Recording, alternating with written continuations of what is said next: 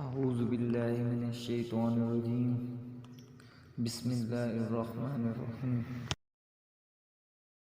इस्लामी calendar का 8वां महीना शोबान का महीना है। इस महीने को रजब और रमजान के माबैन होने की वजह से शोबान कहा जाता है। हजरत आयशा रज़ी अल्लाह तआला अन्हा से रवायत है कि हुजूर अकरम सल्लल्लाहु अलैहि वसल्लम को शोबान का महीना बहुत पसंद था और आप सल्लल्लाहु अलैहि वसल्लम शोबान में कसरत से रोजे रखते थे और अल्लाह ताला की इबादत में मशगूल रहते थे। हजरत मोहम्मद सल्लल्लाहु अलैहि वसल्लम ने इरशाद फरमाया कि शोबान मेरा महीना है और शोबान के महीने में अपने गुनाहों को आंसुओं से धोने का एहतमाम करना चाहिए, जिससे दिल पाक हो जाता है। शोबान के रोजे नफली इबादत है। इमाम शाफी और इमाम मालिक का ये कौल है कि जो रमजान से पहले ही पिछले रमजान की कज़ा अदा करने पर कादिर हो और रोजे न रखे तो उस पर कज़ा और तौबा के साथ साथ हर रोजे के बदले में एक मस्कीन का खाना भी बतौर कफारा अदा करना वाजिब है। इन रोजों का दर्जा फराइज के साथ सुनन मुक्कदा जैसा है, जो फराइज से पहले और बाद में पढ़ी जाते हैं, जो फराइज के नुक्स को पूरा करने में मुआवन साबित होती है।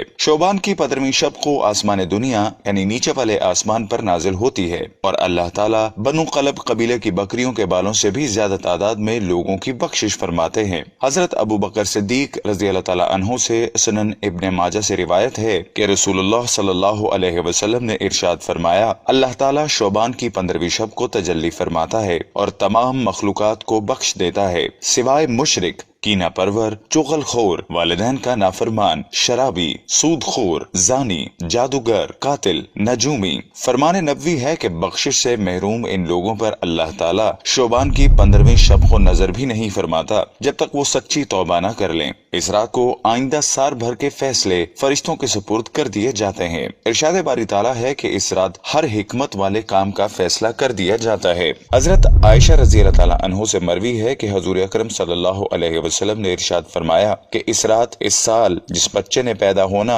और जिसने वफात पानी है लिख दिया जाता है और इस साल भर के अमाल उठा दिए जाते हैं और अल्लाह ताला के हजूर पेश किए जाते हैं और साल भर का रिज्क नाजिल किया जाता है। अहादीस बाला से साबित होता है कि 15वीं शब रहमतों और मगफिरों की रात है, लेकिन कुछ बदनसीब ऐसे हैं जिनकी मगफिरत बख्शिश भरी रात में भी नहीं होती जब तक कि वो तौबा न कर लें। अल्लाह ताला इस रात को फरिश्तों को साल भर के अहम अमूर का प्रोग्राम देते हैं। हजरत अली से रिवायत है कि नबी करीम सल्लल्लाहु अलैहि वसल्लम ने इरशाद फरमाया कि जब शोबान की 15वीं शब आए तो रात भर इबादत करो और दिन में रोजा रखो। अल्लाह ताला यानी उसकी रहमत गरूब आफ्ताब के वक्त नीचे वाले आसमान पर नजूल फरमाती है और अल्लाह ताला फरमाते हैं कि है कोई जो बख्शिश मांगने वाला कि मैं उसे बख्श दूं, है कोई रिस्क मांगने वाला कि मैं उसे रिस्क दूं, है कोई आफियत और सलामती मांगने वाला कि मैं उसे आफियत और सलामती दूं, हत्ता कि सुबह सादिक तलू हो जाती है। हदीस नबवी सल्लल्लाहु अलैहि वसल्लम है कि जो शख्स तौबा करने वाला है जैसा कि उसने कोई गुनाह नहीं किया हो,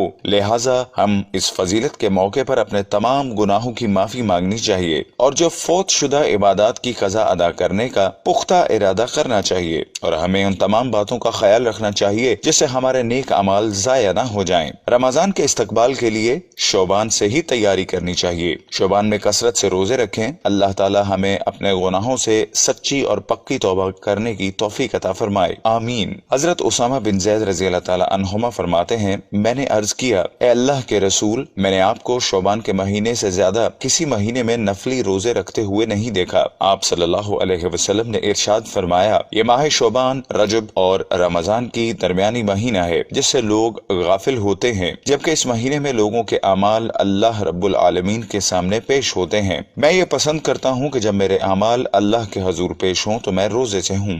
निसाई 23:57। रमजान के बाद सबसे अफजल रोजा। हजरत अनस रजी अल्लाह ताला अन्हु से रिवायत है, रसूलुल्लाह सल्लल्लाहु अलैहि वसल्लम से पूछा गया कि रमजान के बाद सबसे अफजल रोजा कौन सा है? आप सल्लल्लाहु अलैहि वसल्लम ने इरशाद फरमाया, शोबान का, रमजान की ताजीम के लिए। तिरमिज़ी शरीफ। हजरत आयशा रजी अल्लाह ताला अन्हा फरमाती हैं कि मैंने हजूर अक़दस सल्लल्लाहु अलैहि वसल्लम को रमजान के अलावा शोबान से ज्यादा किसी माह में रोजे रखते हुए नहीं देखा। शोबान के अक्सर हिस्से में आप रोजे रखते थे, बल्कि करीब करीब तमाम महीने के रोजे रखते थे। बुखारी शरीफ और मुस्लिम शरीफ। अमाल का बारगाह इलाही में पेश किया जाना। माह शोबान की अहमियत और फजीलत का इस अमर से भी अंदाजा लगाया जा सकता है कि इस महीने में बंदों के अमाल अल्लाह ताला के हजूर पेश किए जाते हैं। حضرت اسامہ بن زید رضی اللہ عنہما نے بیان کیا کہ میں نے حضور اکرم صلی اللہ علیہ وسلم کی خدمت اقدس میں عرض کیا، یا رسول اللہ، آپ کو سب مہینوں سے زیادہ شعبان المعظم کے مہینے میں روزے رکھتے دیکھتا ہوں، اس کی کیا وجہ ہے؟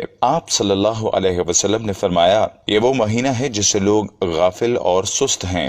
رجب اور رمضان المبارک کے درمیان میں یہ وہ مہینہ ہے جس میں اعمال رب العالمین کے حضور لے جائے جاتے ہیں، لہٰذا میں چاہتا ہوں کہ میرے اعمال اس حال میں اٹھائے جائیں کہ میں روزے سے ہوں۔ اس حدیث مبارکہ میں خود حضور نبی کریم صلی اللہ علیہ وسلم نے اس ماہ کی فضیلت کا ایک راز یہ بیان کیا ہے کہ شعبان میں ہمارے اعمال اللہ تعالیٰ کی بارگاہ میں پیش کیے جاتے ہیں۔ جو شخص اس مہینے میں جتنے زیادہ اعمال صالحہ بجا لاتا ہے، زیادہ عبادات کرتا ہے، روزے رکھتا ہے، صدقات و خیرات کرتا ہے، اسے اتنی ہی اللہ تعالیٰ کی رحمت و مغفرت نصیب ہوتی ہے اور اسی قدر بارگاہ الہی سے قرب و مقبولیت نصیب ہوتی ہے۔ نسائی۔ ناظرین، اب ہم آپ کو ماہ شعبان کے اہم تاریخی واقعات کے بارے میں بتاتے چلیں۔ ماہ شعبان سے وابستگی اہم تاریخی واقعات۔ شعبان کا مہینہ اسلامی تاریخ میں بہت بڑی اہمیت کا حامل ہے۔ اس میں پیش آنے والے چند اہم تاریخی واقعات درج ذیل ہیں۔ شعبان سن 2 ہجری میں کعبۃ اللہ مسلمانوں کا قبلہ قرار پایا۔ اس سے قبل بیت المقدس مسلمانوں کا قبلہ اول تھا۔ شعبان سن 2 ہجری میں ہی رمضان المبارک کے روزے فرض ہوئے۔ شعبان سن 4 ہجری میں سیدنا حضرت حسین رضی اللہ تعالیٰ عنہ کی ولادت باسعادت ہوئی۔ شعبان سن 5 ہجری میں غزوہ بنی المصطلق پیش آیا۔ شعبان سن 6 ہجری میں سریا دومتل جندل وقوع پذیر ہوا۔ شعبان سن 50 ہجری میں عظیم صحابی حضرت مغیرہ بن شعبہ رضی اللہ تعالیٰ عنہ کی وفات ہوئی۔ شعبان سن 492 ہجری میں صلیبی بیت المقدس پر باقاعدہ قابض ہو گئے۔ شعبان سن 582 ہجری میں سلطان صلاح الدین ایوبی رحمۃ اللہ نے بیت المقدس کو صلیبیوں سے آزاد کروایا۔